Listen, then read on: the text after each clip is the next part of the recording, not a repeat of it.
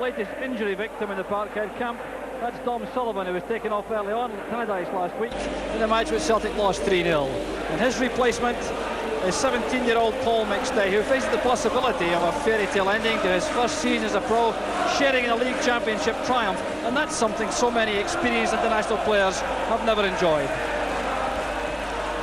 And St Mirren make two changes from the side which lost 2-0 to Aberdeen in midweek. Bone and McEachran are out, and McDougall and Sumner are in. But the man entrusted with the prime responsibility for keeping Celtic at bay is international goalkeeper Billy Thompson, who may feel a little shell-shocked after his club's late slump in form. And with the World Cup beckoning, he has to ensure that his place as reserve to Alan Rough is re-established.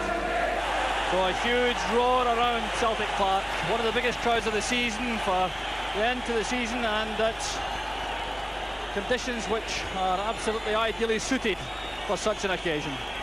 Celtic manager Billy McNeill checking his watch, as has referee Eddie Pringle, and the match is underway.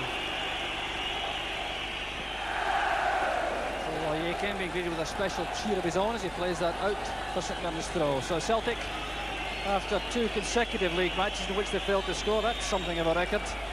Now looking for the goals which will clinch the league championship without having to wait for the result from Pittodrie. St Mirren two on a bad run. They've lost 3 matches in the trot, 2 of them against Aberdeen and 1 against Rangers at Ibrox 10 days ago. There's Tommy Burns.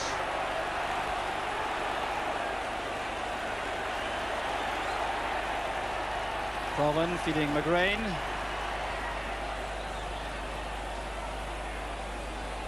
Burns playing that forward, but Fulton is able to prevent the corner kick.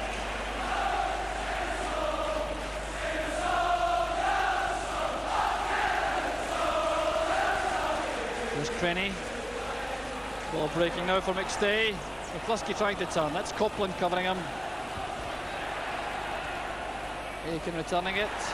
Flag stays down, but Walker getting there first.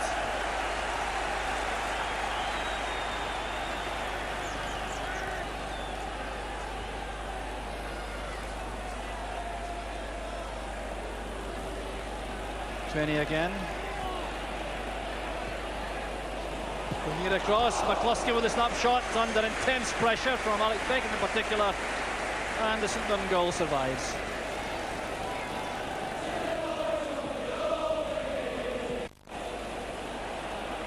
Celtic crowd already in full voice. They've been singing for long periods before the match started, starting celebrations early for what they obviously anticipate will be a second league triumph in succession.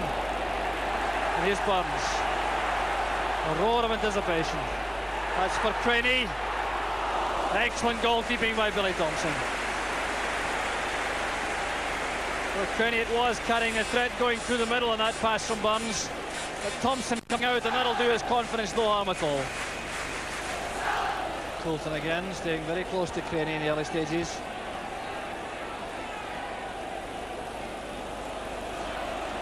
And McCluskey holding off Walker. Good recovery tackle though, and McGrain pulled down by Richardson. A late tackle giving the free kick to Celtic. McGrain none the worse. So a quick free kick to Provan. Taking out Walker for the dead ball line. Headed away from Coulton. Again, Fulton spins, straight to Burns. Provan immediately going wide to make a target for Burns. McGrain stumble, letting McAvenny in. Now McStay. Dummy from McGrain. There's Crenny. Thompson has committed himself. And again, another piece of good goalkeeping from Billy Thompson.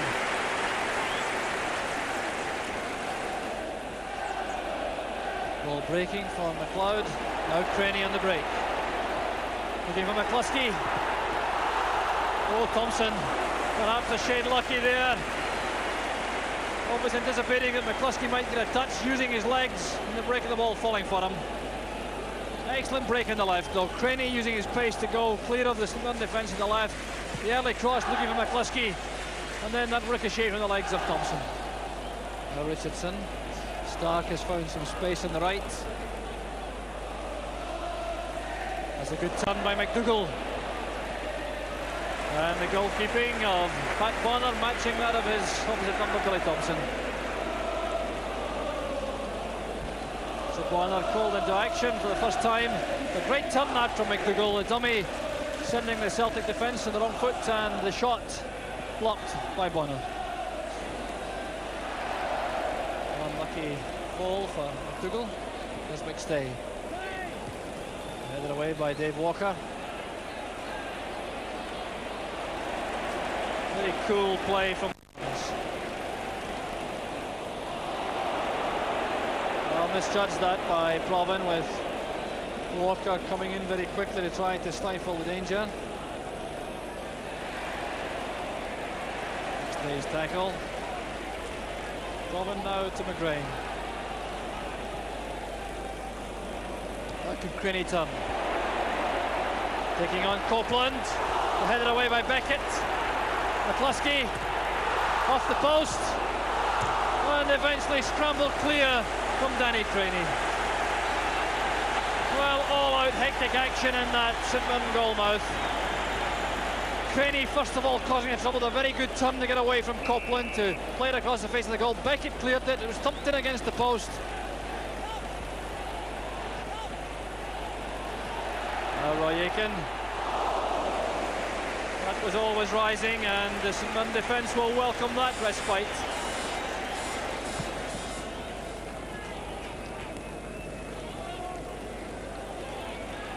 Aitken coming out strongly. Now McLeod to McStay. Robin going to the right. Trying to shake off Walker. Beautifully chip ball. And Craney taking that away from Murdo McLeod.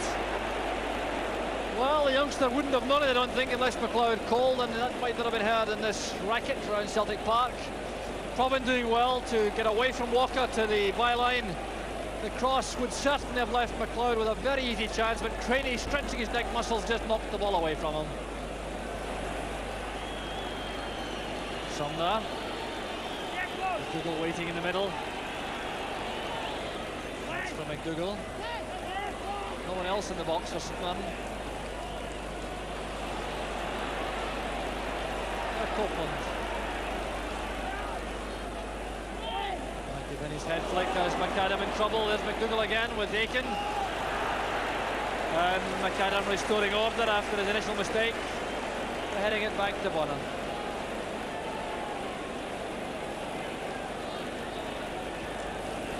State was a drop back to replace McAdam. And McCluskey carrying the ball out.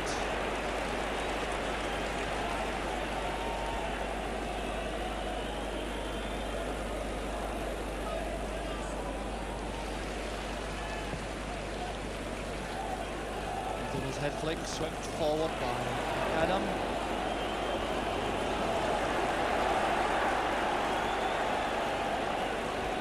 So a late push for an opening goal before half-time by Celtic. Here's Provan. That's a great effort. Well, what a tremendous finish to the first half. Billy Thompson at his very best. Provan popping up on the left, turning on that ball on the left flank, cutting inside, and that dipping, driven shot, bringing out the best in Billy Thompson.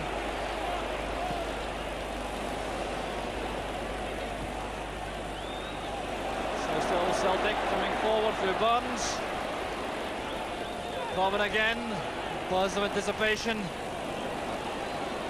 Walker first to the ball.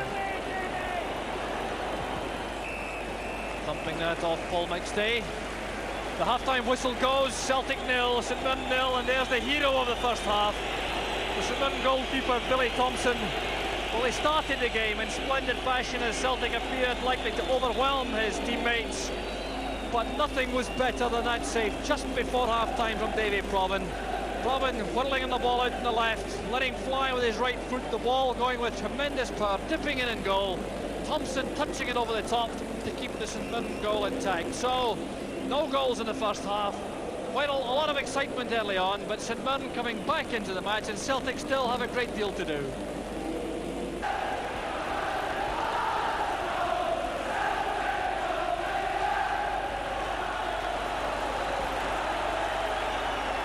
Welcome back to Celtic Park, which is absolutely alive with the half-time news from Pittodrie, and the Celtic supporters who greeted the result with a kind of stunned silence initially, now providing terrific support for the team, and that's Danny Crenny trying very hard to ease a lot of the club's worries going through the middle. Adams header. McLeod now to Burns. Celtic depending so much on the creative skills of this young man. That's forward for McLeod. And Thompson again rescues St Mirren. Well, a pass full of invention and imagination from Burns, giving McLeod that shooting chance, and Thompson again forced to bring out a great save.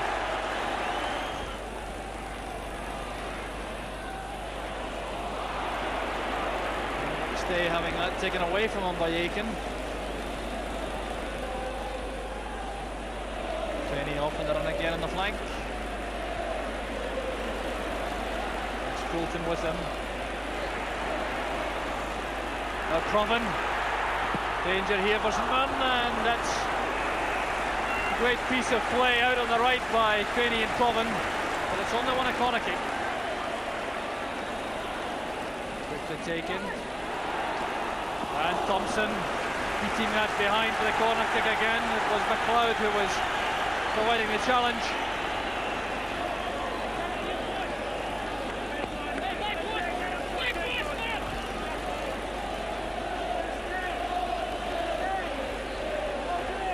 So McAdam this time at the near post. Aiken also is in the box. Robin with the kick. Away by Copeland. McAvenny now a long run to relieve his defence. He's got McDougall up in support. Might have been better to leave that to Fitzpatrick. Fulton getting in front of Craney.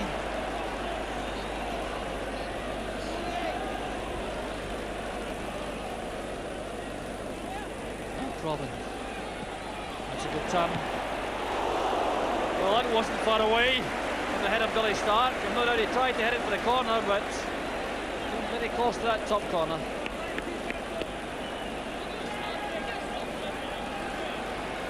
So McAdam's in the box.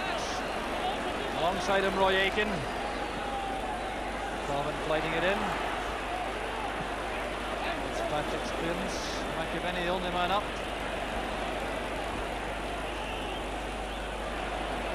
Play by McStay. Robin is onside. No, the referee is giving the offside decision himself. No, I think he's giving that against Danny Crenny rather than Davy Provan. The Celtic supporters and players unhappy.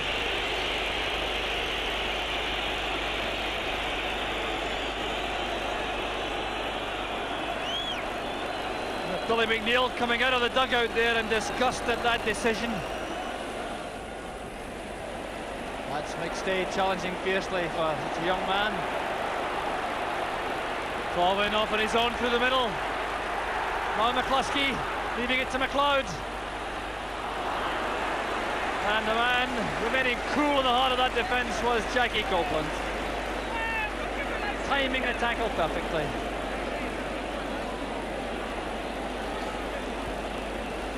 Provan, the man who caused all the trouble with that searing run through the middle, takes the corner kick. Roy Aiken this time on the foot on the near post. Paul McStay looking for Aiken. Thompson in trouble. No free kick, says the referee. And this time Thompson taking it very cleanly and asking a question of the referee about the first challenge by Aiken. These crosses by Davy Provan causing constant menace for the St Mirren defence, but so far they've stood up to the task very well.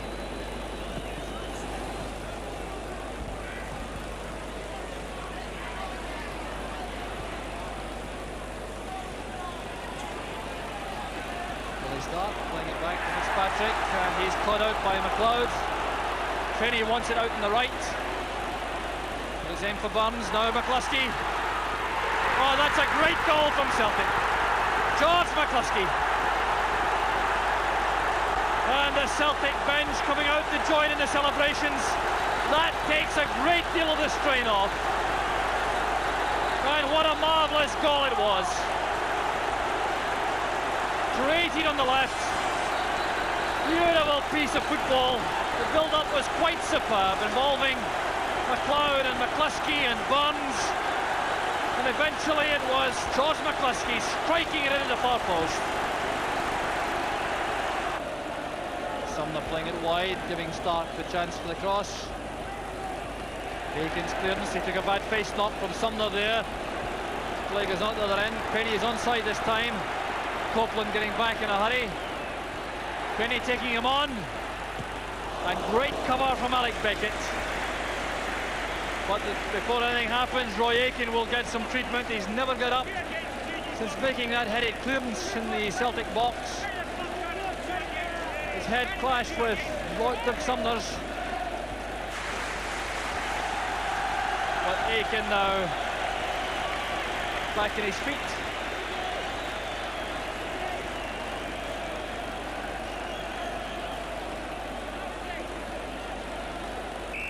So David Provan lining up the corner kick for Celtic.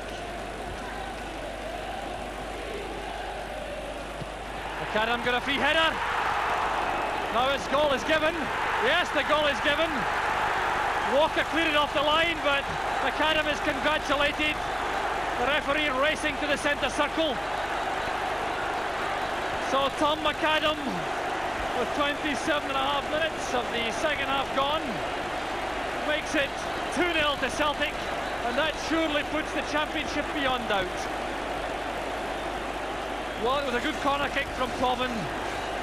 Fiercely driven across the face of the goal. McAdam got to it. The St. defender appeared to get in the way of Billy Thompson. And although it was hooked off the line, or just nearly off the line by Dave Walker, the referee right on the spot gave a goal. His header falling straight to Billy Stark. There's a chance for McAvenny. Fine goalkeeping by Pat Bonner. Well, that's a dangerous ball played in by Stark. Very dangerous indeed for the Celtic defence, and it was Bonner who reacted best of all as McAvenny came in very quickly.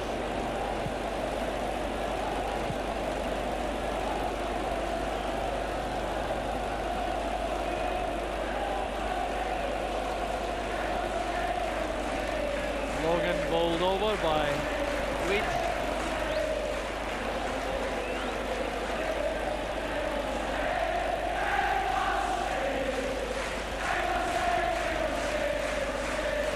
Free kick. Aitken waving McLeod aside. Now using him inside. Coleman out to the right. Stay in close support if Coleman wants to use him. There he is now. Left foot shot. And Paul McStay almost adding to the only goal he scored so far in the league match at Pittodrie back in January. His only goal in the first team. A memorable one that was, and would have been one to match. Going through in Provin's pass, heading out with the left foot and just going wide of Thompson's right hand post.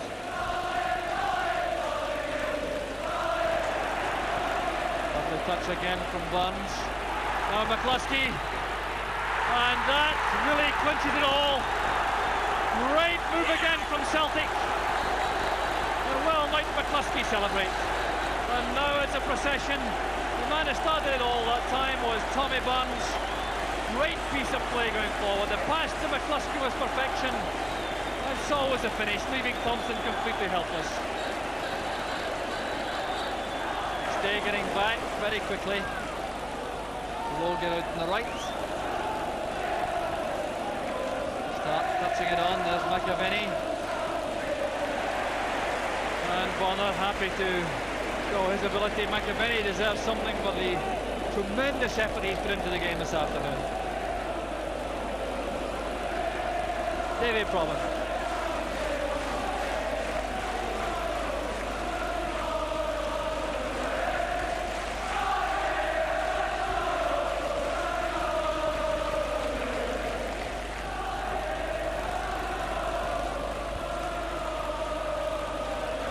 finding its way into McAvenny. And good goalkeeping again from Bonner. Logan not quite fastening onto the rebound as Aiken was there first. But there's Frank McAvenny still battling hard up front for St Mirren. Saw that shooting chance, let fly a lot of power. And Bonner got down well to it. Craney coming across to help. Robin keeping that in.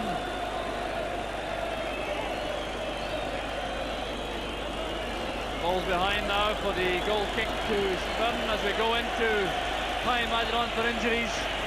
The whistle will go any second. Celtic manager Billy McNeil knows that.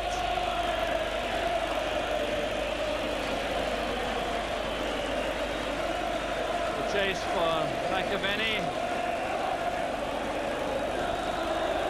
Ball is out and the referee checking with his linesman. That's the man who has all the eyes on him for the moment, the referee Eddie Pringle. And there it is, the final whistle. Manager Billy McNeil accepts the congratulations, first of all, of Ricky McFarlane, the St Mirren manager. But that excellent second half performance, allowing Celtic to finish as they would have wished to in style as the champions for season 1981-82. And now the celebrations begin in earnest. Danny Crenny greeting the supporters. The supporters are not really being welcomed onto the field. There are 39,600 people inside Celtic Park. The vast majority wearing the green and white favours. And it's a memorable afternoon for them.